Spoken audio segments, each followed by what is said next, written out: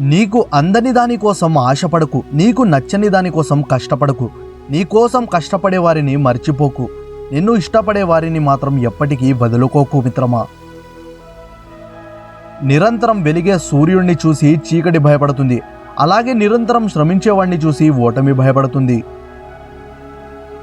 మిత్రమా, ఎల్లప్పుడూ మనం ఇతరులకు నచ్చేలా ఉండాలి అనుకోవడం మన ఓటమికి ఫార్ములా.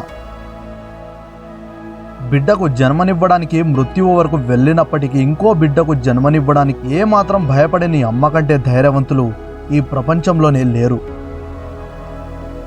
లైఫ్లో ఒకటే గుర్తుపెట్టుకోవాలి, ఉచితంగా ఏది కూడా రాదు. అలా వచ్చిన దాని వెనుక ఏదో ఒక ప్రమాదం ఉంటుంది. ఆ డబ్బు ఎంతో కాలం నిలవదు. ఎవరికి ఎంత చెప్పాలో అంతే చెప్పాలి, వినకపోతే వదిలేయాలి. వాళ్లే తెలుసుకుంటారు. దెబ్బ తగిలితేనే కదా నొప్పి విలువ తెలిసేది. ఈ లోకంలో తప్పు చేసి శిక్ష అనుభవించే వారి కంటే చెయ్యని తప్పుకు శిక్ష అనుభవించేవారే ఎక్కువ, అది కూడా మానసికంగా.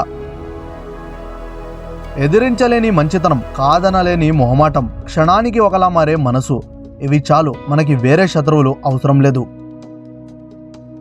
కోపం మంచివారికి వచ్చినా చెడ్డవారికి వచ్చినా నష్టాన్నే కలిగిస్తుంది. గంధపు చెక్కైనా తుమ్ము చెక్కైనా అగ్ని ఒకే విధంగా దహిస్తుంది. ఆకలి తీరాక అన్నాన్ని, అవసరం తీరాక మనిషిని అలసుగా చూడొద్దు. ఎందుకంటే ఆకలి మళ్ళీ వేస్తుంది, అవసరం మళ్ళీ వస్తుంది. గుర్తుపెట్టుకో.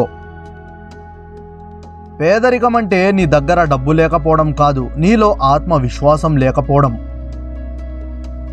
సొంత వాళ్ళు, చుట్టుప్రక్కన ఉన్న వాళ్ళు ఎంత అవమానిస్తున్నా మౌనంగా ఉండు. నీ మౌనమే ఏదో ఒక రోజు తిరిగి సమాధానం చెప్పే రోజు ఖచ్చితంగా వస్తుంది. ఒక వ్యక్తి యొక్క విలువ అతను పొందేదాన్ని బట్టి కాదు, అతను ఇచ్చేదాన్ని బట్టి నిర్ణయించబడుతుంది. గాలి లేని గదిలో ఒక రోజంతా ఉండగలమేమో, కానీ విలువ లేని చోట ఒక్క క్షణం కూడా నిలబడలేము. గతాన్ని గుర్తించుకోవద్దు, కానీ దాని నుండి మీరు పొందిన అనుభవాన్ని ఎప్పటికీ గుర్తించుకోండి.